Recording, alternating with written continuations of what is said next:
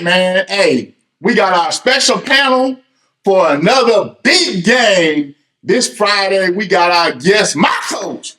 Coach Nathan MCpeek from my Fredrick Douglass Broncos. Coach, man, seems like Thanksgiving practice. You know, I'm getting used to the donuts and the juice. I'm enjoying coming out early in the morning, seeing all the players coming back. Coach, man, just kind of tell us what this means to have this tradition. Yeah, one thing that, I remind our players of, first off, thanks for having me and thanks for what you guys do for, everybody in this area with the athletes. But, it's a cool tradition to be able to practice on Thanksgiving. I enjoy seeing our former players that, hopefully they're busy playing college football, and a lot of them are, but there's still some that are done or they're local and they're in town for Thanksgiving that can come back. So it's always awesome to see those guys and see how they're doing, whether they're playing college football, going into the workforce, or if they're just going to school. So it's awesome to see those guys. And, our guys don't know any different. And I talk about that, a little bit, because we've been able to practice and blessed to do 6 in a row for Thanksgiving. So, they don't really know any different, so I never got, to do that as a high school player. So, it's pretty cool to be able to do that. Speaking about 6 in a row, Coach, man, what does it take, for you to do 6 in a row? Because I know it's just more than just having great football players, but well, that's the first thing is, you obviously have to have great players, but you also have to have buy-in from those great players. Talent doesn't win alone. We work them really hard, and I think our guys will tell you that. I think it's been proven that a lot of our guys that go to college are doing really well. And I hate to make it only about that, but, that's my number one goal is, we want to win championships, but I think that takes care of itself, to be in those positions if you always keep the players first. And it's all about player development for me, from, the weight room to how we do leadership to, how we conduct ourselves in a classroom. Obviously, it's not perfect, but we always wanted to make sure our kids are great on player development. So I think it starts there. You got to have great, talent. But at the same time, there's a huge process of work that goes into that year round. Coach, man, I'm going to start from the beginning. You've been here since day one. The success you've had with this program, first being offensive coordinator, then stepping in, being a head coach. What do you equate a lot of that success to? I know a little bit of what you talked about with Lojan's question, and then just being consistent when you have with these kids. Yeah. And if anybody's ever been to a Fredrick Douglass practice, it's like a D1 football practice. Coach Truck first told me, I was like, okay. Then going out there seeing how it's all broken down, how it's ran, it's a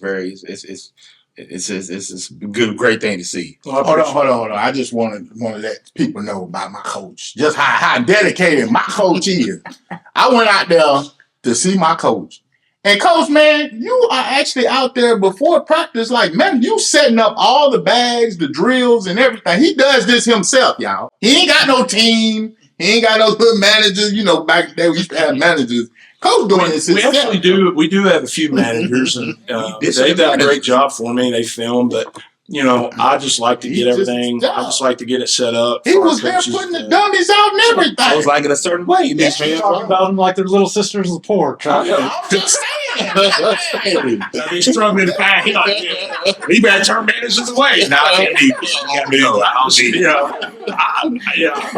a former offensive lineman, so that's just kind of my DNA of what we do. And I don't think nothing of it. I just have everything set up, ready to go. I've actually had college coaches tell me that when they come to our practices, be like, I can tell, if you guys are organized immediately by how everything's set up and before practice even starts, because it's just, that's what I believe in, being organized. But to get back to your original question, I think it started with a vision in 2017 of, our core values. With accountability, character, honesty, and discipline, and we just call it EAT.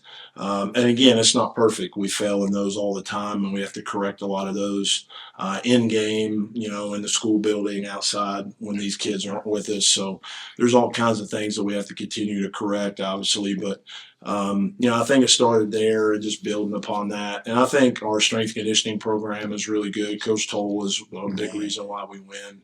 Obviously our administration is very, very good with, because we're good in all athletics. We really are, and we're right there competitive in most every sport. So I think it starts there with that consistency in their approach.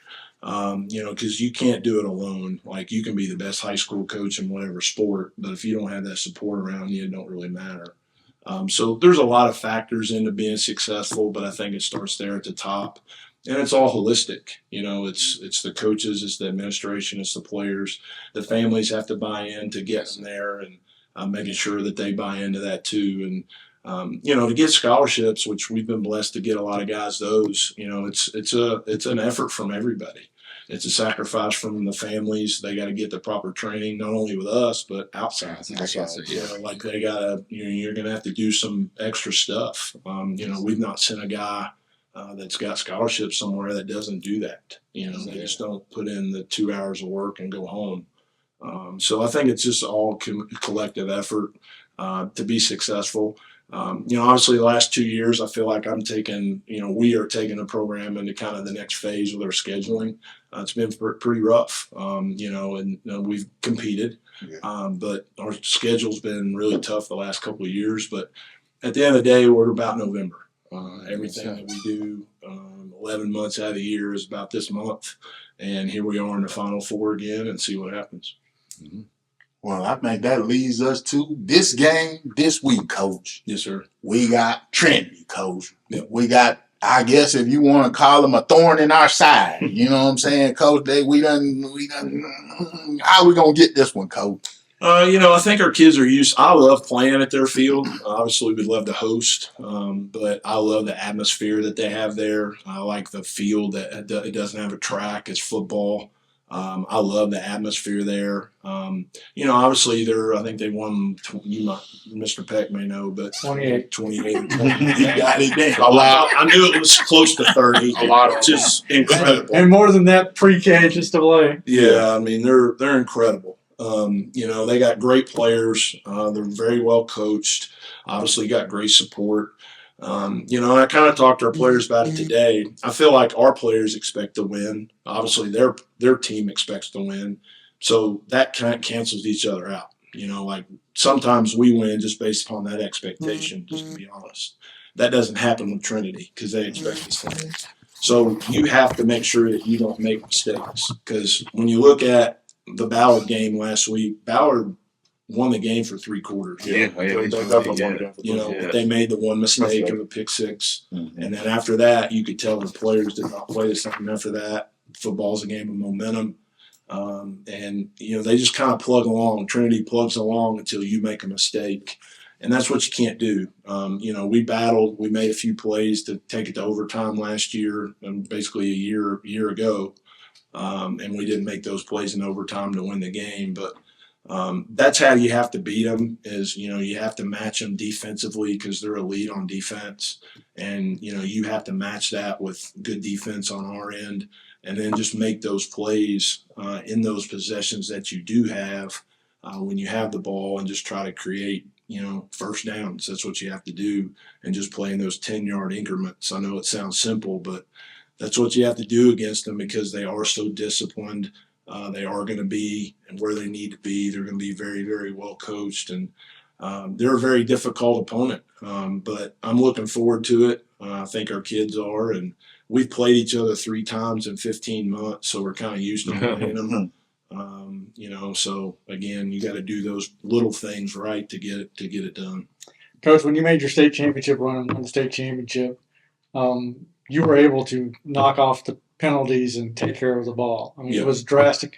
Just a flip of a switch. Mm-hmm. You didn't have stupid penalties.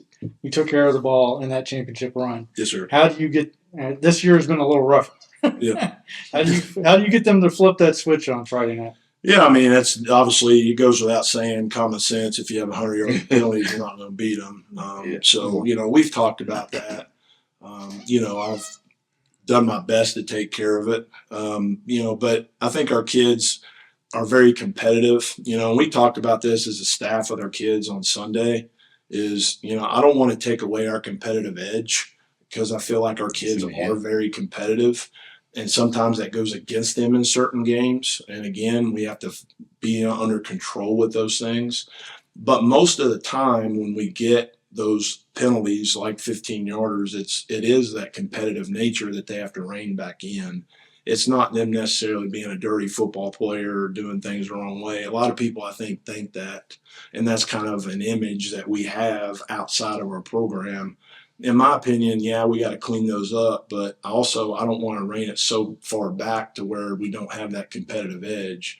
Because if you don't have that against Trinity, you got no shot. Yeah, you have no shot. You have no chance if you don't bring that competitive edge. But you are correct in the fact that when the whistle's blown, we can't do anything beyond that. We got to get back to the huddle or get back to getting our calls to where we don't have those excessive penalties.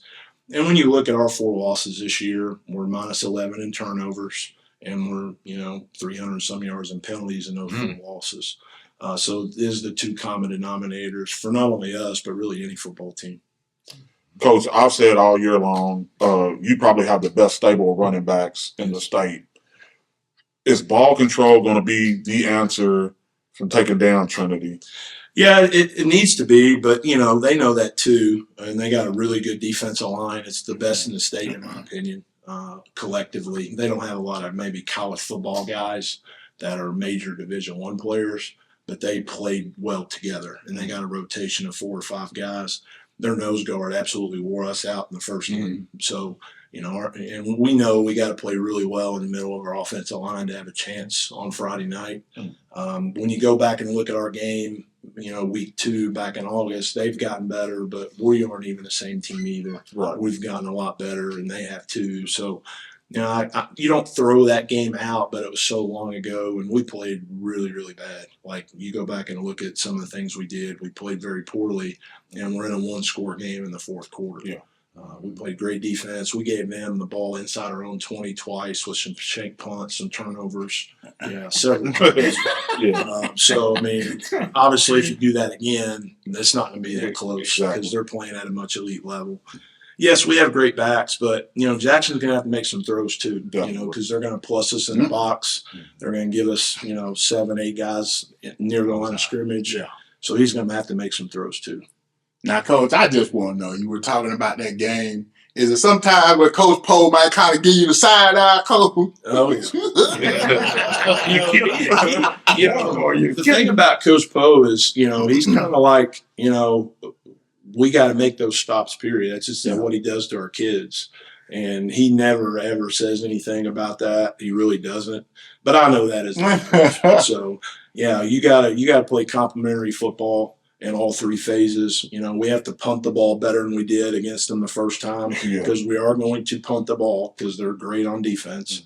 So when we do, we got to make sure we don't shank it. We get a 30 to 35-yard punt to where we can play some field position and make them drive the ball.